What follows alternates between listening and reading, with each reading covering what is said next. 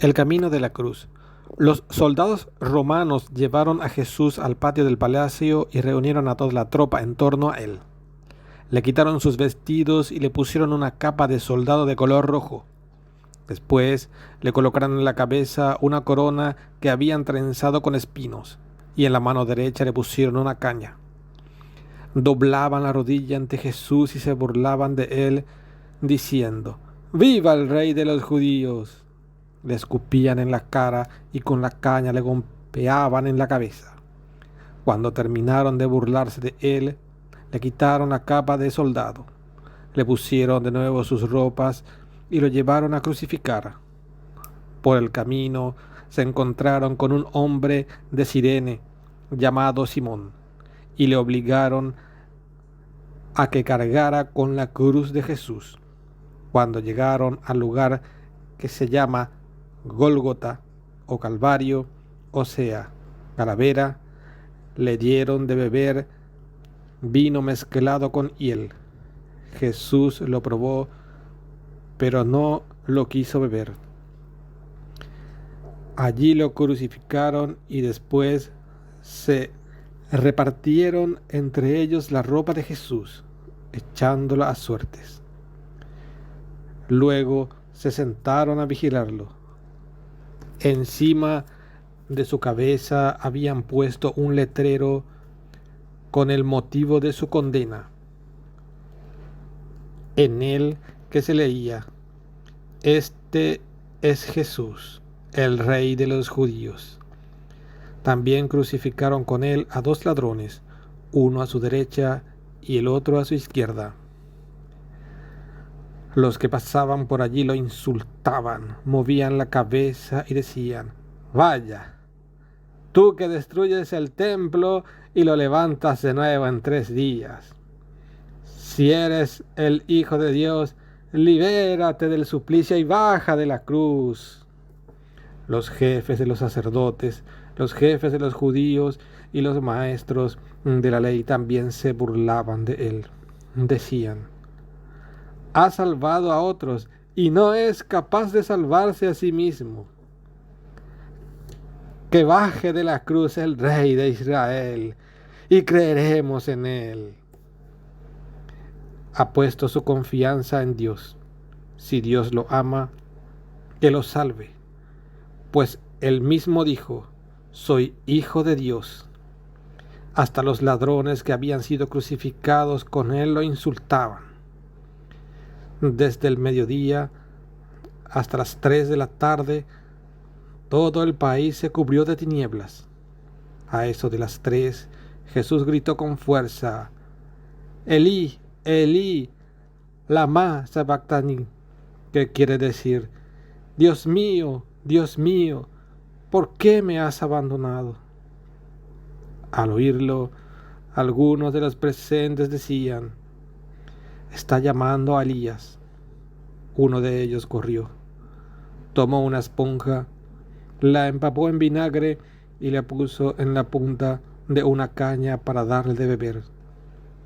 Los otros le decían: «Déjalo, veamos si viene Elías a salvarlo». Pero nuevamente Jesús dio un fuerte grito y entregó su espíritu. Después de la muerte de Jesús, en ese mismo instante, la cortina del santuario se rasgó de arriba abajo en 2 partes. La tierra tembló, las rocas se partieron, los sepulcros se abrieron y resucitaron varias personas santas que habían llegado ya al descanso. Estas salieron de las sepulturas después de la resurrección de Jesús. Fueron a la ciudad santa y se aparecieron a mucha gente. El capitán y los soldados que custodiaban a Jesús, al ver el temblor y todo lo que estaba pasando, se llenaron de terror y decían: «Verdaderamente, este hombre era hijo de Dios».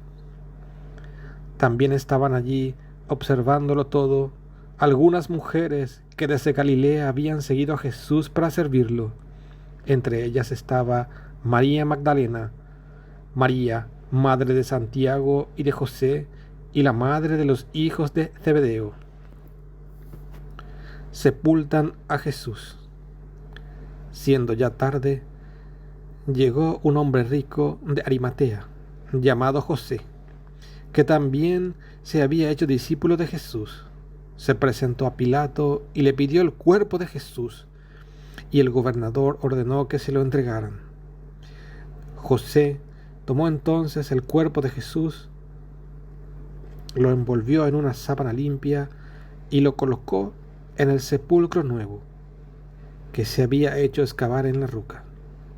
Después hizo rodar una gran piedra sobre la entrada del sepulcro y se fue. Mientras tanto, María Magdalena y la otra María estaban allí, sentadas frente al sepulcro. Aseguran el sepulcro.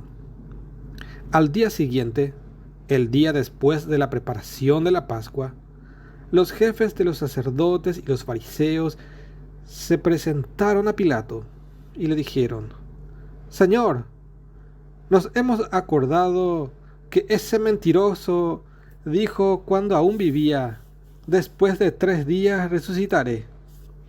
Ordena pues que sea asegurado el sepulcro hasta el 3er día, no sea que vayan sus discípulos, roben el cuerpo y digan al pueblo: resucitó de entre los muertos. Este sería un engaño más perjudicial que el primero. Pilato les respondió: ahí tienen una guardia, vayan ustedes y tomen todas las precauciones que crean convenientes.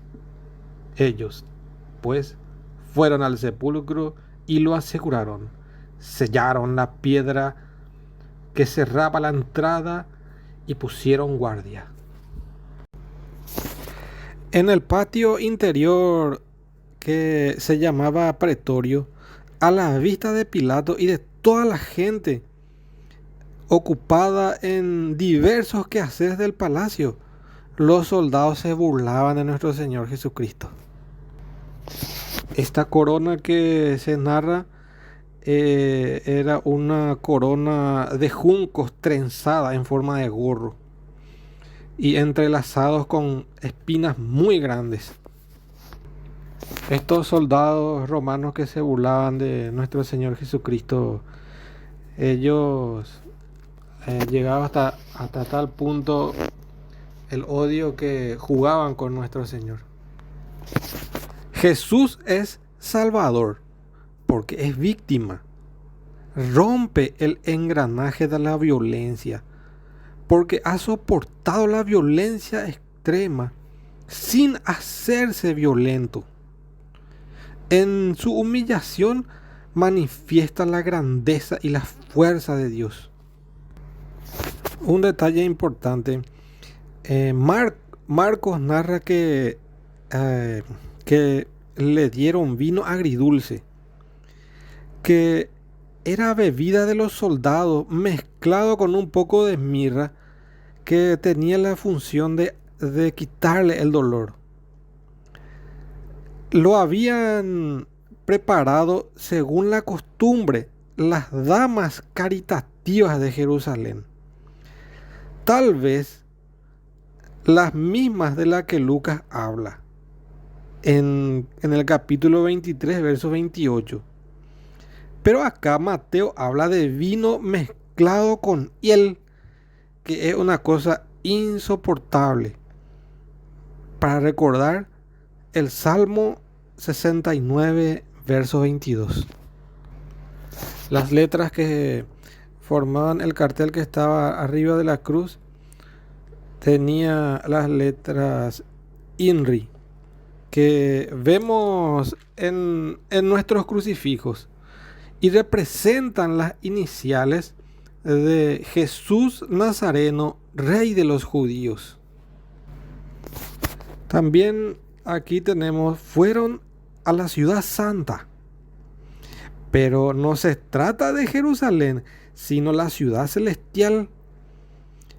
Esas personas entraron en el paraíso y luego se aparecieron a los vivos.